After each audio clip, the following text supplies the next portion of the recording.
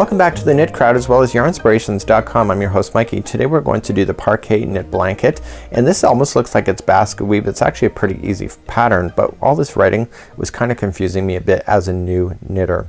So what I've done is that I've come up with the resource tool that you can have. Go on the knitcrowd.com. There's a link in the more information of this video, and I have a diagram that I've drawn to show you what rows number 1 through 12 look like in graph format. So I have listed what those symbols are, and because of that it makes it a lot easier. Now what you're gonna notice right off the top of the bat is that you're gonna have like 10 stitches that are just empty, okay, just knit stitches with nothing. But then I was thinking that was an error because you got some so close to the edge on this side, but as it progresses up you have more of a gap on this side, and if you look really carefully you can see that here on the edge. So you see that it's really close to the edge at some point and then it jets right in. So it's not really an error, it's just more of a confusing thing for me as a new knitter. So what we have today is that I'm gonna provide you this, and so we have 10 rows, and then we have 12 rows, so 1 through 12, and once you get to 12 you come right back to 1 again. This is really not a hard pattern, but in this pattern what we are going to learn is how to knit through the back loop. That's what TBL is, and we're gonna learn how to purl in the back loop. So if there's a knit in the back loop symbol right here and it has no red box, that means that it's knit, and the ones with this one here, okay, with the red box, means that it's purl in the back loop. So we're gonna be able to do that. So what you can do if I were you and you were me is that I would think about printing this out on knitcrowd.com, and as you work your way up just move your paper up so you can see the stitches as you go if it helps you, and that's something that I would do for myself if I were you or me. So let's begin. Let's talk about the multiples, and let's get you started on this pattern. So if you'd like to change the size of your blanket, the sets are in multiples of 10. So there's 10 stitches and 10 and 10 and 10. So as long as you keep it in groups of 10 you're always gonna be successful with this particular pattern. So that's the nice thing about it. So you can change it as you wish. So this particular one, it's said to cast on 140, which is a multiple of 10, and you will get the look that you see within the blanket. So I'm gonna do a smaller example with you today just to be able to show you, to prove to you that it works, and then to make sure that you are doing the stitch work correctly as well. So let's begin.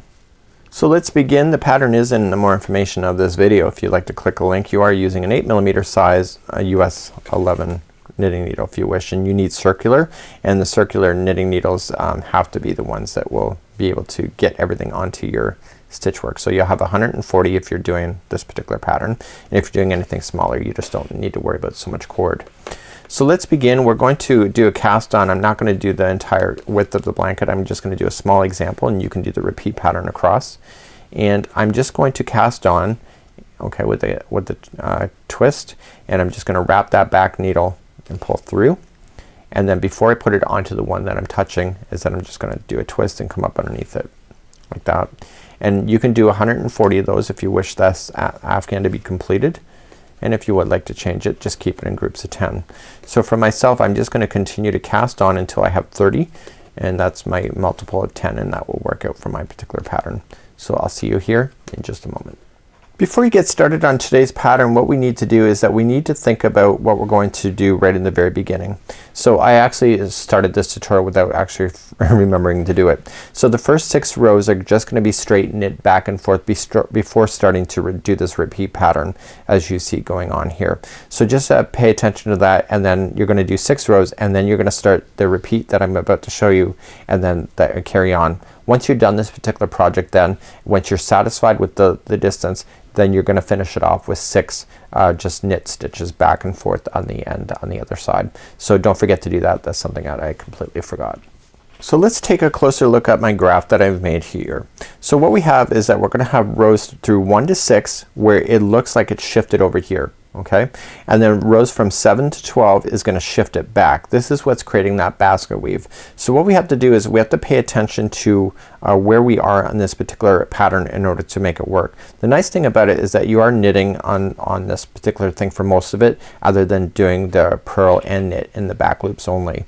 So it's just a really kind of a neat idea. You can print this out on the knitcrowd.com if you wish to have this in order for you to keep track as well as we go. So let's move on to row number 1. So the starting of the row is going to be the same for no matter how big it is. So the first 10 are going to all be just knit stitches. So let's count those out. So just knit as normal. So 1, and you got 2 and 3. I'll try 3 again. 3 and 4. And we got 5 and 6 and 7, 8, 9 and 10. So here's where the game plan changes. This is when we start doing some fun stuff. So in the next 5 stitches they're going to be a combination of things. So in the next 5 what we're going to do is that we're gonna knit 1 in the back loop. So how do you do that? So in the back loop we've been going like this, okay, as a regular knitting, but in the back loop what you have to do is you have to come straight on in like this. Okay, so let me show you that again. Normally knitting is like this, the knit stitch, but you want to do in the back loop, so you're just gonna go head on in like that. So you're gonna do one of those, so wrap it and knit as normal.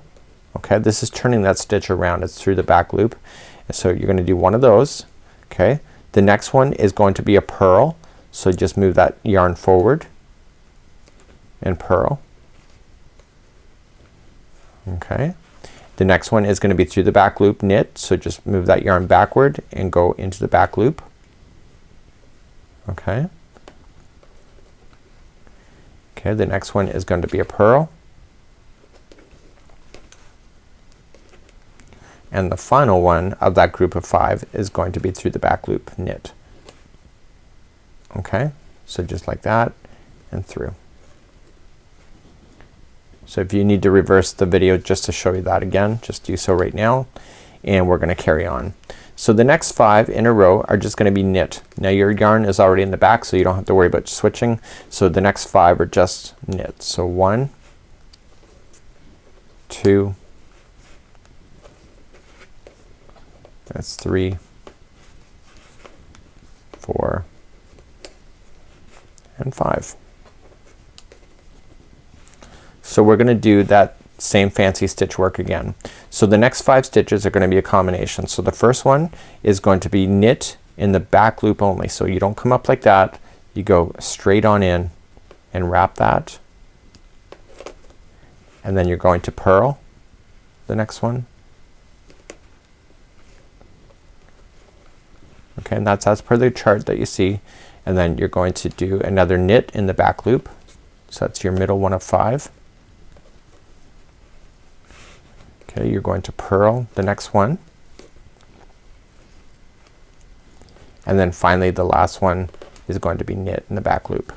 So if your multiples are correct and you've done that all the way, so you just continue, so you go 5 in a row of knit, and then you do this fancy stitch work for 5, and then 5 and 5. So I'll keep them in groups of 5. So once you get to the end of the row you'll have 5 stitches left over, and you just straight knit those things, and this is row number 1. Okay, so if you just understand multiples you'll see that this will work out pretty good for you. So what I would do off camera for myself is that what I would do for myself is really check that off and make sure I don't repeat this row accidentally too many times. I want to keep it as per the pattern. So let's turn it around. You will not see it really starting to develop yet, but it will appear really soon. So let's move along to row number 2. So in row number 2 we're going to knit only for the first 5. If you look at the diagram of where we are, that we're gonna run into that combination of stitches a lot earlier. So on the other side we run into it after 10 stitches. This side we only run into it after 5.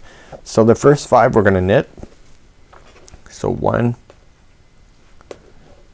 2, 3, 4 and 5, and now here comes the repeat pattern as we go. So the next group of 5 are gonna be fancy stitch work. So the first one is gonna be purl in the back loop only. Do you know how to do purl in the back loop? Watch. You're gonna move this strand forward. Okay, we have tutorials available for this if you need it, and I'm just gonna move something off camera that's gonna pull right into my work. And what you want to do is that normal with purl you would go in like that. Okay, with the purl in the back loop, what you have to do is you have to come around the back and get that other loop in here and then go forward. Okay, so we're gonna do that for one, and I'll show that to you again in a second. The next one is gonna be a knit, so move that yarn back and knit in the next one. That's number 2. And now we're gonna purl in the back loop only, so move that yarn forward. Normally it's like this, but it's in the back loop, so coming around and getting it from behind and then going forward. Okay, that's the middle one of the 3. The next one's knit, and then the final one of the group of 5 is again the purl in the back loop, so moving that yarn forward and get that strand from the back and go forward. So that's that group of 5 done. So the next 5, like you can see on the chart, is just knit. So we're just gonna knit 5. So 1, 2, it's 3, 4, and 5. And now we're gonna repeat that fancy stitch work again. So let's begin. So the first one is knit, or sorry, purl in the back loop. So move that yarn forward and you're gonna purl in the back loop, so getting it from behind. So you got 1. The next one is knit, that's number 2 of 5. The next one is purl in the back loop. This is 3 of 5. I'm just trying to say it in a ways that I can remember. The next one is knit for 4. And the final one is purl in the back loop for 5. Now you're just gonna continue that same idea until you get to the very far side, and then eventually you'll have 10 stitches left over, and I think I do have 10. So that means that I haven't dropped anything along the way, and I'm just gonna straight knit those all the way back to the end. So please do that. That's row number 2. So moving up to row number 3. So row number 3 is exactly what you did in row number 1, and it will be exactly the same thing you do in row number 5. So we're gonna start off immediately, and the next 10 we're going to do knits. So let's count those out. So 1 and 2 and 3, 4, 5. And this is 6, 7, this is 8, 9, and 10. So do you remember what we did? If you look at the chart, we're going to do some back loops now. So the first one will be a knit in the back loop only. So remember that we normally knit like this, but we're gonna go in the back loop, so we're gonna go right head on into it and then wrap coming up. So that's 1 of 5. The next one will be a purl, just like what you did before, and the next one is knit in the back loop. This is number 3. I'm speeding up because this is what I've already taught you. So next one is a purl, and the last one of that group of 5 is the back loop. So just carry along across this. Okay, so the next 5 are going to be just knit, and then the next 5 is exactly what I just showed you. It'll be the knit in the front back loop, and then purl, knit, back loop, purl, knit, back loop, and then the next 5 will be the final of these, just like you see here. So continue to do that all the way for row number 3.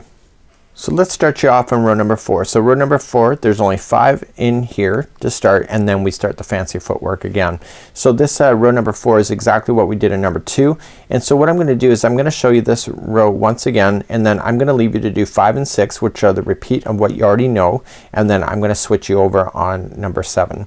So let's get you started. We're gonna knit the 5 to begin. So 1, 2, 3, 4, and 5, just like that, really quite easy.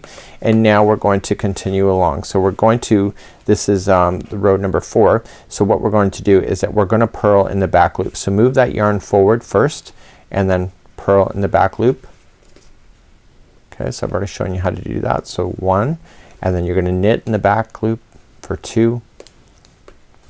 Sorry, knit regularly, sorry, and then purl in the back loop. Kind of gets confusing, but the look is actually amazing. And it's coming back and it's gonna knit, and then the final one is purl. purl in the back loop. So that is your group of 5. So you're gonna do that when you hit it again. So the next 5 will just be straight knitting, and then you'll do that same thing again for the next 5, and then the last 10 then will be knit by itself. Please do that for row number 4. So I've just finished row number 4. So you can see that it's starting to actually take a look. You can see almost like a ribbing effect that is going on in this particular project, and you can see it on both sides as well. So what I'm going to leave for you now is to do row number 5 and 6. You already know how to do it. It's the same thing as 3 and 4. And you do 5 and 6 on your own, and then I'll meet you back up on number 7. So it's exactly what you see. Just use that chart or the written words in order for you to stay balanced and make sure that you're keeping track, especially just watching this middle sections where you're doing this fancy footwork. It looks great. You just got to get beyond the repeat pattern and you can really start seeing it taking effect. So I'll see you on row number 7. So now that I have my rows 1 through 6 done of the repeat pattern, I'm now going to switch over, and it's gonna shift that over. And if you looked at my diagram that I had before, it is going to shift over just like you see here. So it's exactly going to happen on the project like so. So the 10 that we had on one side is now gonna jump to the other side, and these are gonna shift over this way. So let's begin row number 7. So as we begin row number 7, we have all this distance of 10 stitches of just knit, and what we're gonna do now is that we're only gonna do 5, and then we're gonna start, and it's gonna shift these over 1.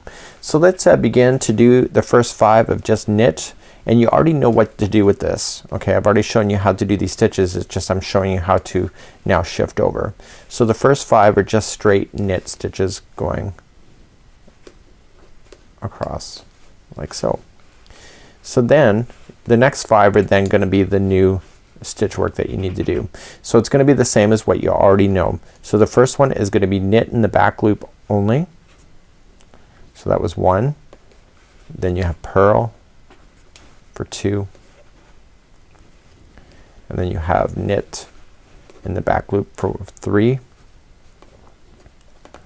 You have purl, okay, for 4. And then knit in the back loop like so on for 5. So once you get that done, then you're going to do the next 5 then will be just straight knitting. So just your yarn's already in behind, so then you carry on. So you're just gonna do that, continue to repeat pattern every group of 5. You're just going to do one or the other. So it's either gonna be a straight knit or it's gonna be that fancy footwork like I just showed you. So you're gonna do that all the way to the end. Okay, but remember is that the final 10 stitches are just gonna be straight knit. So you see that these are here now, is that those will be covered of just regular knitting all the way to the end, and that will help it to shift. So please do the rest of the row the same way. So we just finished off doing 5 just straight knit. The next one is back loop only of knit, purl, back loop only of knit, and then purl, and back loop only of knit, and then the remaining 10 is just all once you get to the end, the remaining final 10 will just be straight knit. Please do that all the way for row number 7. So now you've successfully got across row number 7. So I'm now going to refer you back to the diagram because you already know how to do these stitches. It's just a matter of counting. So if we did row number 7, we're now here. Row number 8, the first 10 are just knit, and then you can see exactly what you need to do. Remember, it's all in groups of 5 right to the end, and then rows number 9 starting off with 5, and then you're just doing it. Once you get all the way to 12, you're gonna go right back to 1 again, just like you see here. And you're just gonna continue to repeat this group of 12 over and over and over until you're satisfied, or to what the pattern's saying if you want to match that. The final 6 rows, just like it was in the very beginning, is that it's going to be straight knit back and forth. And so if I show you my other example that I had, is that I started off with 6 just straight knitting back and forth before I get that. So if you go and finish off this project, it'll be looking the same way on the other side. So you'll just have straight knit right out, and that really does line up with these nice border edges as well. So that's how you do this one. This is called the Parquet Knit Blanket. This is a free pattern available by Yarnspirations. Again, this diagram is available on the knitcrowd.com. Just look at the more information on this video, and I will provide that, and you can print that out and use it if you find it handy for you. Till next time, I'm Mikey on behalf of the Knit Crowd, as well as the Yarnspirations.com. We'll see you again real soon. Bye bye.